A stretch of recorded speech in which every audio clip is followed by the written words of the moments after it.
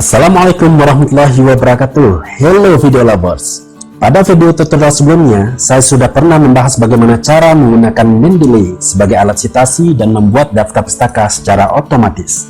Serta juga sudah dijelaskan tentang masalah teknis dan solusi dalam penggunaan Mendeley.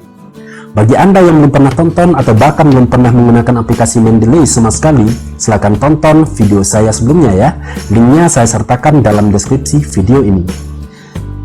Pada tutorial kali ini, saya akan membahas tentang tips dan cara lolos dari plagiat. Karena mengurangi tingkat plagiat yang disyaratkan oleh jurnal tertentu cenderung juga dialami oleh para akademisi, dosen, mahasiswa, dan atau peneliti. Biasanya sih, jurnal tertentu hanya memberikan toleransi maksimal 20% saja. Namun itu tergantung pada syarat jurnal tujuan Anda. Apa tips dan cara lolos dari alat pendeteksi plagiat seperti Turnitin atau Plagiarism Checker? Untuk lebih jelasnya, silahkan tonton dan simak video berikut ini.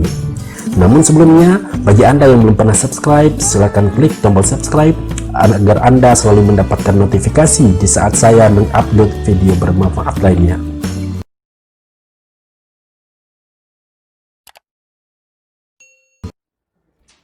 Di sini saya akan menampilkan dulu bagaimana sistem kerja dari kedua alat pendeteksi plagiat, yaitu Turnitin dan Plagiarism Checker. Sistem kerja dari kedua alat ini sama, didesain untuk membandingkan tingkat kemiripan suatu karya tulis dengan tulisan yang sudah beredar, baik yang bersumber dari internet seperti blog, website, atau database lainnya, maupun referensi akademik yang bersumber dari buku atau publikasi-publikasi ilmiah lainnya. Pengalaman saya dalam menguji karya ilmiah sendiri maupun karya ilmiah milik orang lain, memang kedua aplikasi ini bukan sembarangan. Sistem pencarian pada aplikasi sangat luar biasa detailnya. Kenapa saya bilang begitu? Karena aplikasi ini tidak hanya membandingkan kata per kata saja, bukan hanya sekedar kalimat ataupun sekedar paragraf saja. Yang nggak copy paste aja banyak yang kena deteksi, apalagi yang benar-benar ciplak utuh kayak orang lain. Meskipun sistem kerjanya sama, namun keakuratan kedua alat ini dalam mendeteksi plagiat sangat jauh berbeda. Di sini saya akan atau sudah siapkan sebuah file atau dokumen yang berisi beberapa paragraf yang saya copy dari artikel yang sudah pernah saya publikasikan. Kita akan uji file yang sama dengan menggunakan alat yang berbeda agar nanti bisa terlihat perbedaan hasil plagiat dari segi keakuratannya dalam mendeteksi karya ilmiah. Pertama akan kita uji dengan menggunakan alat atau aplikasi Plagiarism Checker.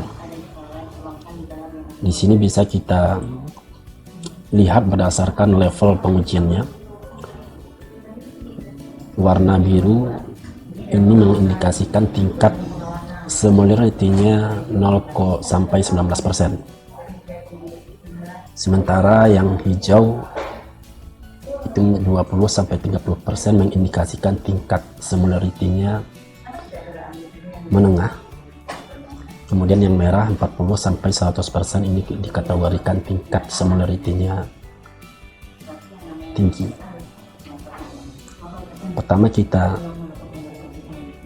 upload file dokumen yang sudah disiapkan. Sebelumnya kita akan rubah dulu ini ke level rendah. Dalam hal ini tingkat keakuratannya itu lebih bagus.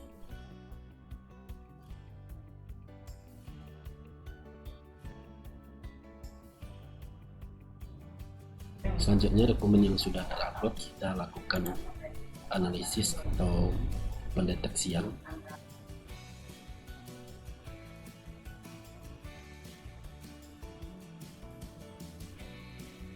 Oke, hasil analisis ini akan memperlihatkan besarnya persentase atau tingkat kemiripan dari kalimat yang kita copy.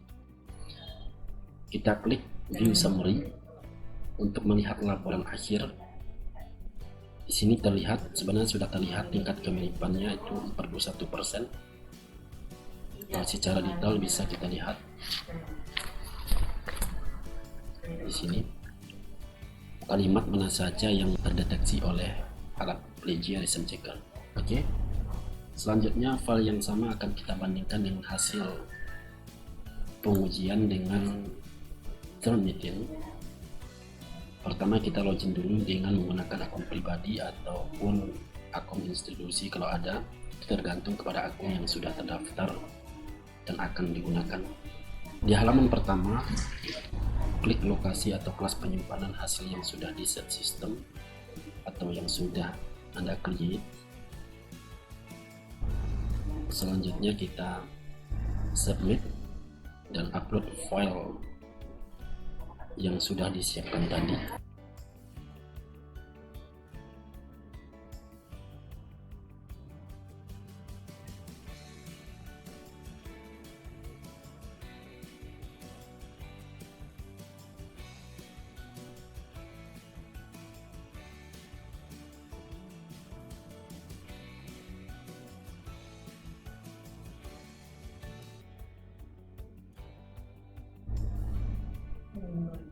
Kita tunggu proses pengecekan plagiat sampai hasil deteksi plagiat kita lihat.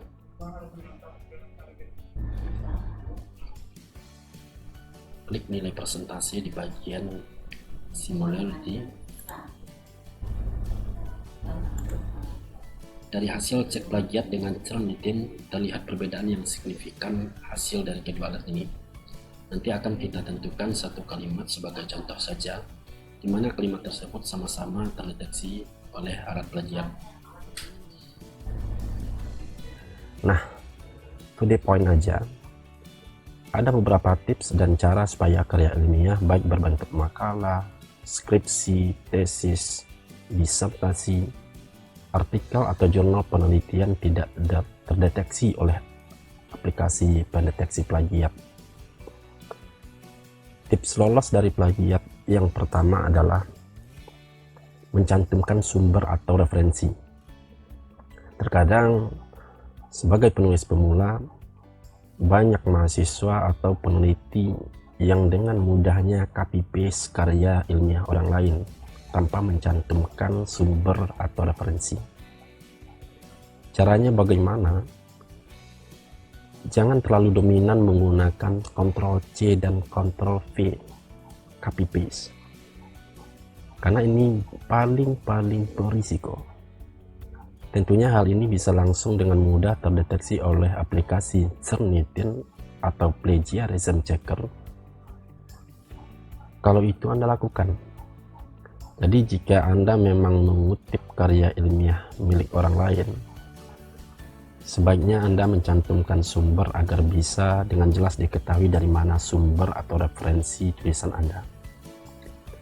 Sangat disarankan melakukan citasi dengan aplikasi Mendeley. Pencantuman sumber yang sudah menggunakan aplikasi Mendeley, contohnya adalah, ini saya sering sarankan secara teknis bagi mahasiswa maupun para penulis lainnya. Misalnya, ketika penulis karya ilmiah yang akan Anda jadikan sebagai sumber acuan itu satu penulis saja. Ini seperti yang saya contohkan artikel saya. Ini artikelnya hanya satu penulis saja. Maka Anda citasi dengan program Mendeley seperti ini.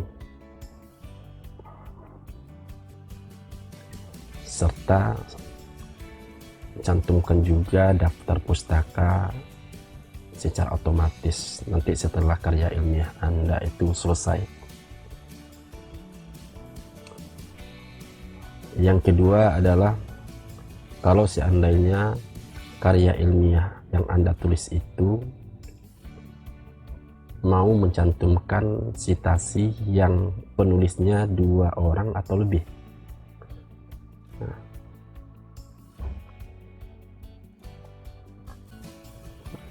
tips lolos dari plagiat yang kedua, menggunakan teknik parafrase.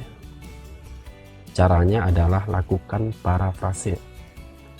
Teknik ini merupakan istilah linguistik, yaitu mengubah struktur kalimat atau bahasa tertentu, namun maknanya sama atau tidak berubah.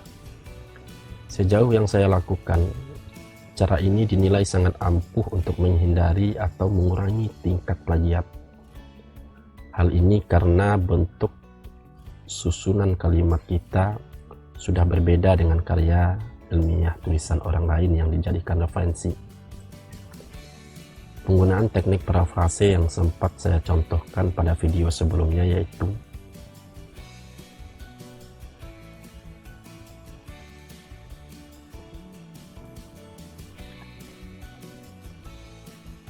tips lolos dari plagiat yang ketiga adalah mengubah beberapa kata dengan arti yang sama. Caranya hampir sama dengan teknik parafrase yang mencoba untuk mengubah struktur kalimatnya dengan makna yang sama. Namun, metode yang ketiga ini hanya dilakukan pada satu persatu kata saja. Artinya, cari sinonim dari kata yang mau Anda ganti.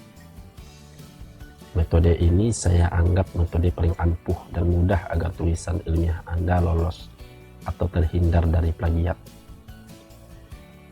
Kalau Anda merasa kesulitan dalam memilih persamaan kata atau sinonim dari kata yang Anda maksudkan, Anda bisa gunakan beberapa aplikasi bantuan yang tersedia di Google Play Store atau aplikasi versi Windows yang ada. Saya biasanya gunakan aplikasi Kamus Besar Bahasa Indonesia saja. Anda bisa download di Android. Terkadang kalau mau praktis sambil menulis, saya juga gunakan Kamus Besar Bahasa Indonesia versi Windows. Aplikasi yang saya gunakan seperti Kamus 2.04. Ini bisa jadi rekomendasi bagi Anda.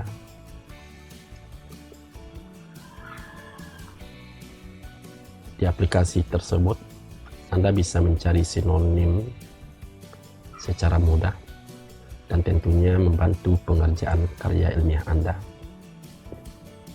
Nah, itu beberapa tips atau cara ampuh yang pernah saya lakukan untuk mengatasi dalam hal menghilangkan atau minimal mengurangi tingkat plagiat karya tulis ilmiah Anda.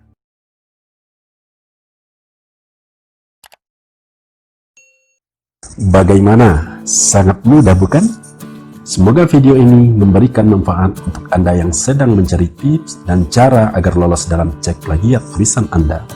Semoga bermanfaat ya. Thank you for watching this video. Wassalamualaikum warahmatullahi wabarakatuh.